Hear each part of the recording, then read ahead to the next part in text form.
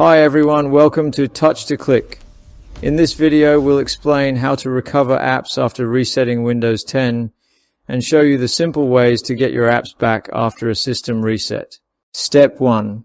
Open the Microsoft Store from the Start menu. The Microsoft Store keeps a record of apps you previously installed with your Microsoft account. Step 2. Click on the Library option in the Microsoft Store.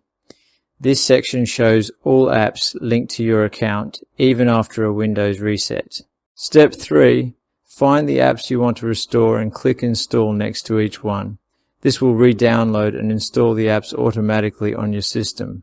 Step 4. Press Windows key, type Control Panel, and press Enter. Step 5.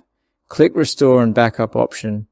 If you had a backup, you will see that Restore App Installers or related files from your backup drive. Backups help recover important software faster after a reset. Thanks for watching, and don't forget to subscribe to Touch to Click for more simple and helpful Windows tutorials.